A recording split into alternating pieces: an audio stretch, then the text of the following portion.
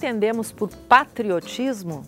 Na Semana da Pátria, o tema não poderia ser outro. Por isso, o Estúdio 4 recebe 3 convidados para nos ajudar a entender os conceitos contemporâneos que podem definir patriotismo e civismo. Estão conosco para esta conversa o sociólogo e professor da UPF, Glauco Ludwig Araújo, o presidente da Liga Passo Fundense de Defesa, advogado Gilmar Teixeira Lopes, e o economista e professor também da UPF, Ginês de Campos. Mas antes de iniciarmos a nossa conversa aqui no estúdio, a nossa equipe foi às ruas para saber das pessoas o que elas entendem por patriotismo. Vamos conferir. Você é patriota? Eu sou. Sim. Sim. Patriota? Acho que não. Não? Não. Sim. Sim. Sempre fui. Não sou muito. Sou. Sim. Sim, sou patriota, com certeza. O que é ser patriota para você? Não sei. Eu acho que é tu priorizar a tua pátria, né? Dar amor à tua pátria. Como poderia dizer? Gostar da pátria? Seria isso? Pra mim, patriota é uma coisa boa, assim, no país, tudo. O que é ser patriota? Você tem uma ideia? É a pátria do Brasil. Acho que defender o país é estar sempre de acordo com as normas, com as leis, respeitar e sempre agir em prol do próximo, dos brasileiros. Patriota é defender a pátria. Acho que é ser brasileiro, né? O que significa patriota do Brasil? Eu sou, graças a Deus, né? Patriota. No conceito mais conservador, o patriota é aquele que ama seu país e procura servi-lo da melhor forma possível. Professor Glauco, no mundo contemporâneo, este conceito mudou? Eu acho que o conceito não muda, mas para entender um pouco a origem desse conceito, a gente precisa remeter a algumas questões que eu queria também propor aqui para esse debate, em especial sobre a formação da sociedade brasileira, como é que ela se estrutura efetivamente, que remete à pergunta se os brasileiros efetivamente se sentem integrados nessa ordem nacional que a gente construiu aqui. Acho que esse seria o ponto de partida, né? Se a gente analisar um pouco historicamente como se dá a construção de uma nação multicultural como nós temos, nós vamos ver que essa integração ela não ocorreu da mesma forma para os diferentes segmentos que habitam hoje, né, esse país. Quer dizer, como é que a gente analisa a trajetória desses povos que vieram para cá, a começar pelos povos que já existiam aqui, a nação indígena, né, diversas nações indígenas, que tiveram aqui os seus territórios muitas vezes saqueados, a sua cultura fortemente degradada e que hoje tem uma dificuldade bastante grande de se integrar dentro dessa ordem, assim como também as populações que vieram para cá escravizadas, como os povos da África, e que quando houve a abolição da escravatura acabaram sendo jogados aí à sua própria sorte, né? E não precisamos também nem ir tão longe, né? Também podemos pensar mais recentemente as novas imigrações europeias, especialmente no final do século XIX, início do século XX, ou dos novos imigrantes que têm vindo todos os dias aqui para o Brasil. Quer dizer, quais são as dificuldades que essas pessoas enfrentam, o choque cultural, a ideia de incorporação de uma sociedade que consiga integrar os seus diversos indivíduos. Então, acho que para começo de conversa caberiam algumas questões em relação a isso, em relação à nossa dificuldade, muitas vezes, de conseguir incorporar os diversos segmentos que fazem parte da nação brasileira. Não é uma questão de conceito, mas de pertencimento. De pertencimento, de construção de uma identidade, né? Vejam que o quanto é difícil e ainda até hoje nós temos uma formação de uma identidade brasileira bastante heterogênea e isso pode influenciar bastante, às vezes, nessa falta de sensação de pertencimento que muitas pessoas têm em relação ao Brasil. Doutor Gilmar, a gente viu ali as pessoas confundindo a questão do conceito, do que é ser patriota, enfim, se são patriotas ou não. O senhor concorda com o professor Glauco que há esse sentimento de não pertencer à pátria por uma questão, uma série de fatores que são históricos e culturais? Eu diria que houve uma conquista muito grande dos valores essenciais de amor à pátria, especialmente desenvolvido, e posso afirmar isso porque pertenço a esta geração, a geração dos anos 60 até os anos 80. Vamos dizer assim, foi cultivada uma cultura já no âmbito familiar e que, consequentemente, foi cultivado também no aspecto escolar. Todavia, em que pese os pais procurarem cultivar isso nos filhos, nesta caminhada dos anos 80 até o mundo contemporâneo que nós vemos agora, eu diria que nesse interregno de tempo foi se perdendo isso na escola.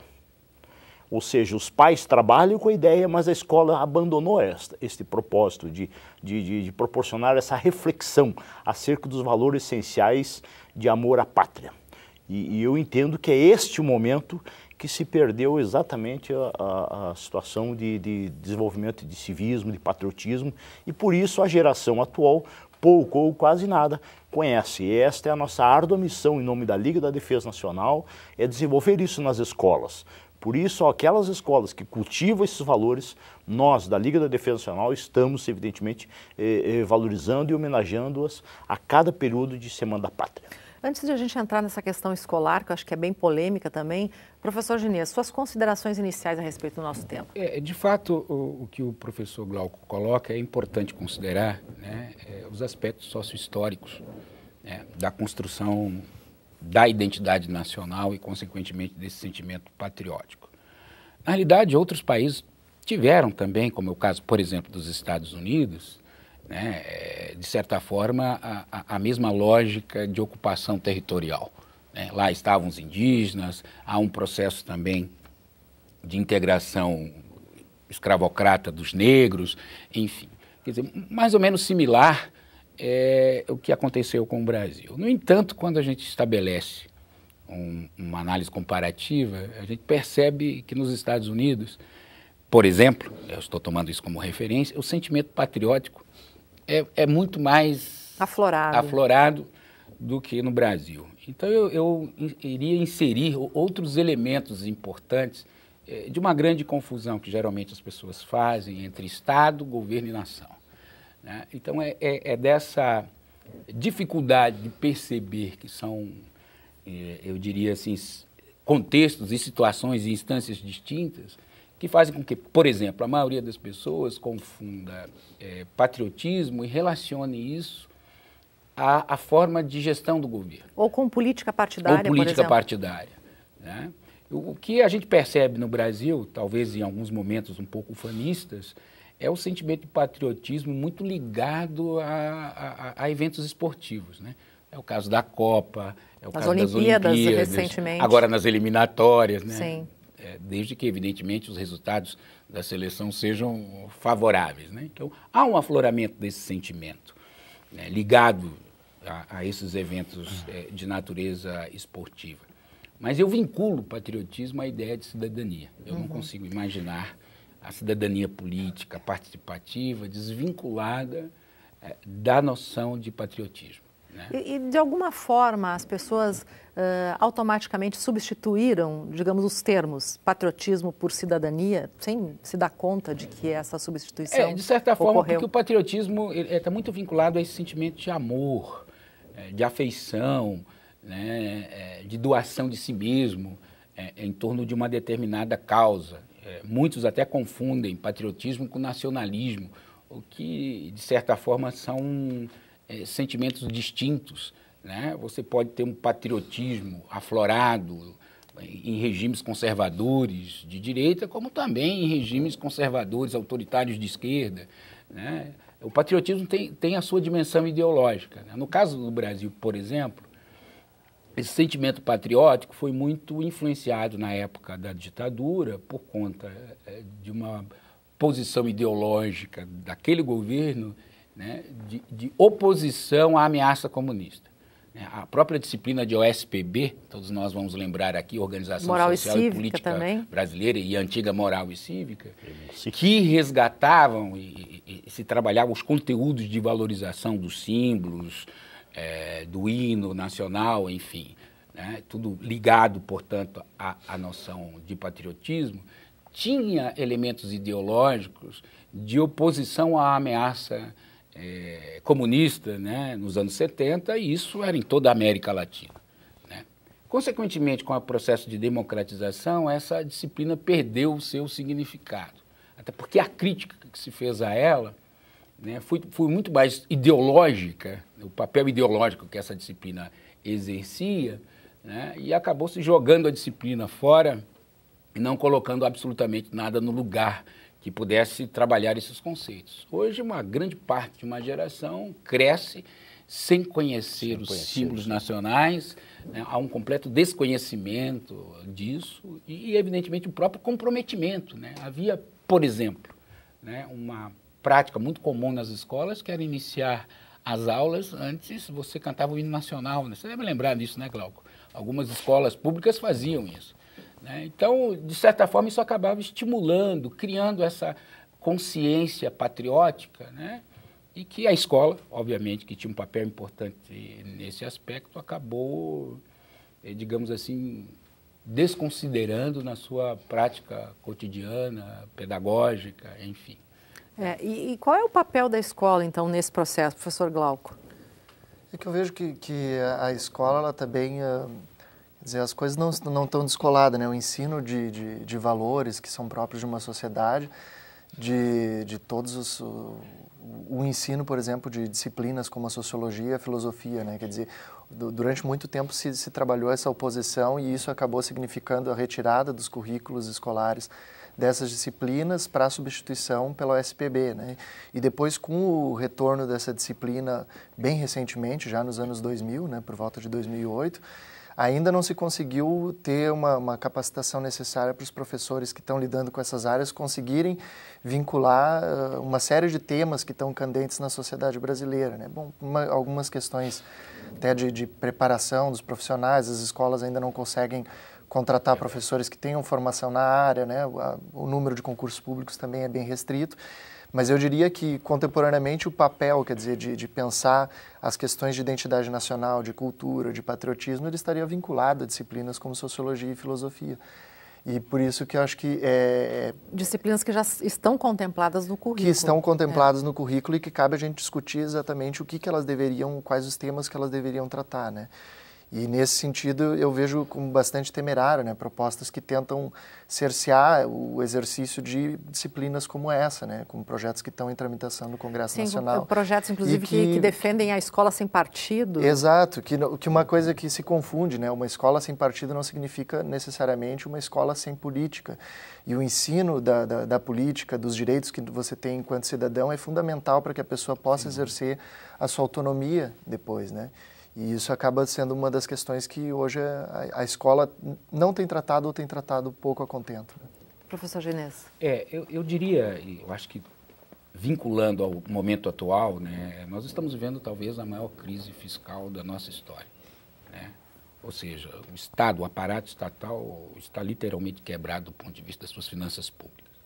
E isso por conta de uma série de fatores, desde a má gestão pública, né, a corrupção epidêmica que tomou conta do país. E tudo isso leva as pessoas a terem uma grande decepção, uma grande frustração com aquilo que se espera do país, ou seja, do Estado, do governo.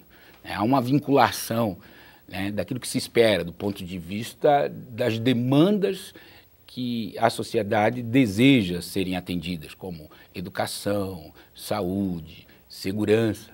Então, associado a essa falência estatal, né, que é uma falência financeira, mas também uma falência ética e moral, né? Eu tenho defendido a tese que, infelizmente, e é triste isso que eu vou dizer, nós estamos vivendo hoje uma espécie de cleptocracia, né? Quer dizer, um Estado governado por malfeitores, por bandidos, por gangues partidárias, né? A corrupção no Brasil ela é pluripartidária. Né? Não há mais nenhum tipo de diferença, pelo menos do ponto de vista das alianças políticas no campo prático, entre esquerda e direita.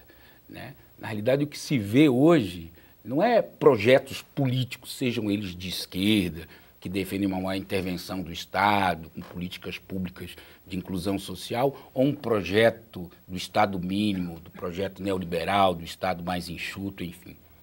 O que se vê hoje, infelizmente, são gangues partidárias disputando o controle do aparato estatal, porque isso representa o quê? O acesso a benefícios, a recursos financeiros, a viabilização dos partidos políticos e até mesmo de enriquecimento ilícito pessoal. Quer dizer, quando isso tudo passa a ser divulgado de forma massiva pelos meios de comunicação, pelas redes sociais, tudo isso vai criando uma consciência de decepção, de frustração com a política, né? E, consequentemente, né, isso fragiliza em muito, no meu ponto de vista, esse sentimento patriótico.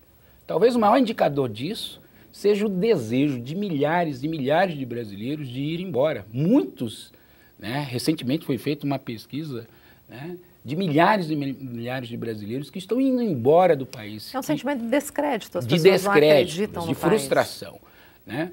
Porque há justamente essa confusão entre Estado, governo e nação.